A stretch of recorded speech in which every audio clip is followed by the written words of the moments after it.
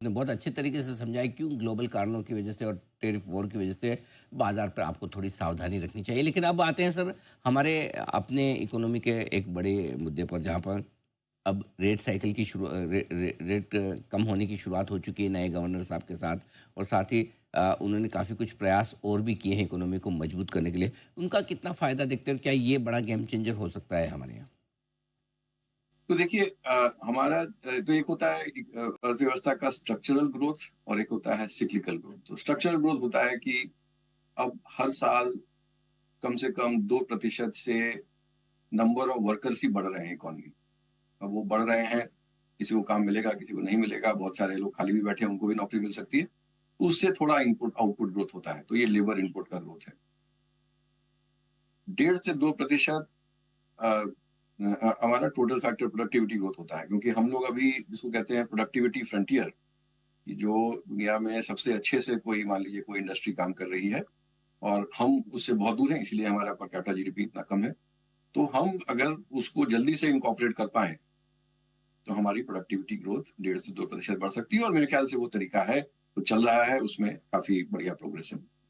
और फिर आता है कैपिटल फॉर्मेशन। कैपिटल फॉर्मेशन जो है कि कितनी कैपिटल इन्वेस्टमेंट और कितना कैपिटल इनपुट हम इकोनॉमी में डाल पा रहे हैं। तो इसके लिए दो बड़े साइकिल्स होती हैं, एक रियल एस्टेट साइकिल, एक पावर जनरेशन साइकिल, और थोड़े और ग्लोबल इंडस्ट्रियल साइकिल वगैरह।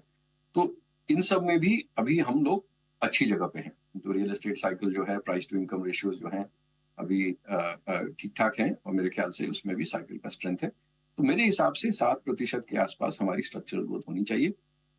हमारी अभी की ग्रोथ जो है वो उससे नीचे चल रही है। तो पिछले 3 क्वार्टर्स में मुझे लगता है मार्च क्वार्टर भी काफी बुरा ही चला है। पिछले 1 वर्ष में हमारी इकोनॉमी जो है वो 7% के काफी नीचे आ गई। तो वजह क्या थी? मेरे हिसाब से इसकी 3 वजह थी। एक फिस्कल, एक रेगुलेटरी और एक मॉनेटरी। यानी जो फिस्कल साइड है उसमें क्या था कि तो मैं इनको तीनों को एक एक करके समझाता हूँ। फिस्कल को मैं दो भाग में बांटू।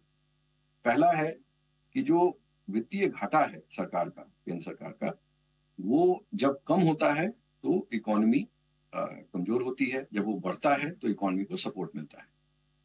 तो आप समझ लें कि पिछले कुछ वर्षों से, कोविड के बाद, कोविड के समय तो आपको याद होगा 9.5% हो गया था। उसके बाद 2022 में 6.9% हुआ। उसके बाद 6.4 हुआ, यानी 50 बेसिस पॉइंट, 0.5% से वित्तीय घाटा कम किया गया वित्तीय वर्ष 2023 में। 2024 में उसको 80 बेसिस पॉइंट यानी 0.8% से कम किया गया।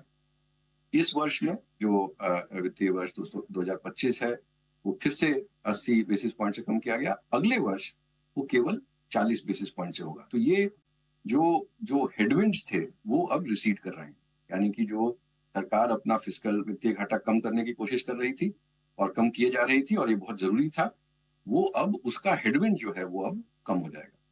जो तो दूसरा जो दूसरी समस्या थी वित्तीय घाटे को लेके, वो ये थी कि 2024 में क्योंकि चुनाव आने वाले थे तो सरकार ने थोड़ा फ्रंट लोड किया था एक्सपेंडिचर। 2025 मतलब इस वित्तीय वर्ष में क्योंकि चुनाव हुए तो सरकार फिर फॉर्म हुई, नया बजट आया, नए अधिकारी आए, उसके कारण से जो खर्चा जो है वो थोड़ा बैकलोडेड हो गया। यानी 8-10 महीने तक केंद्र सरकार का खर्चा जो है वो अपने ट्रेंड लाइन से काफी नीचे चल रहा था, वो भी अब नॉर्मलाइज हो रहा है। तो जो जो जो फिस्कल हेडविंड्स थे, जो वित्तीय पॉलिसी के कारण इकोनॉमी थोड़ी स्लो हो रही थी, वो अब धीरे धीरे कम हो रहा है। दूसरी वजह थी रेगुलेटरी। हमारे रेगुलेटर्स जो हैं वो जब इकोनॉमी अच्छा कर रही थी तो काफी वजह थी, बट वो थोड़ा वो टाइटन कर रहे थे रेगुलेशंस को। वो डर रहे थे कि कहीं बबल्स बन जाएंगी, बबल्स बनने के बाद जो नुकसान होता है तो बहुत बड़ा होता है, तो वो उसको कंट्रोल करेंगे। तो अभी हर जगह पे हर फाइनेंशियल रेगुलेटर जो है वो, जैसे आपने भी कहा कि आरबीआई भी, गवर्नर साहब ने, नए गवर्नर ने क्लियरली कहा है कि सेफ्टी और एफिशिएंसी को बराबरी से को बैलेंस करके चलना है। केवल सेफ्टी सेफ्टी करते रहेंगे तो उसका भी एक कॉस्ट होता है, इकोनॉमी में ग्रोथ पे का असर पड़ता है उस पर। तो इसलिए वो अब धीरे धीरे ईज कर रहे हैं, और आपने देखा होगा काफी डिसीजन लिए हैं उन्होंने, जिससे कि थोड़े रेगुलेशन सब ईज हो रहे हैं। बिल्कुल। अब दो चीज़ें हैं सर तीसरा है मॉनेटरी। जी।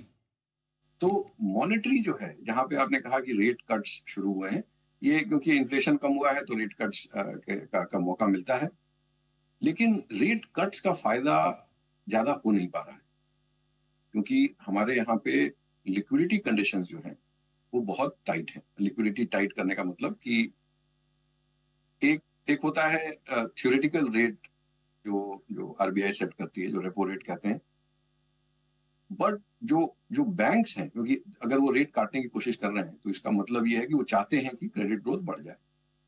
अगर वो क्रेडिट ग्रोथ बढ़ाना चाहते हैं तो उसके लिए जरूरी ये है, क्योंकि वो बैंक्स बढ़ाएंगे, आरबीआई तो खुद क्रेडिट देता नहीं।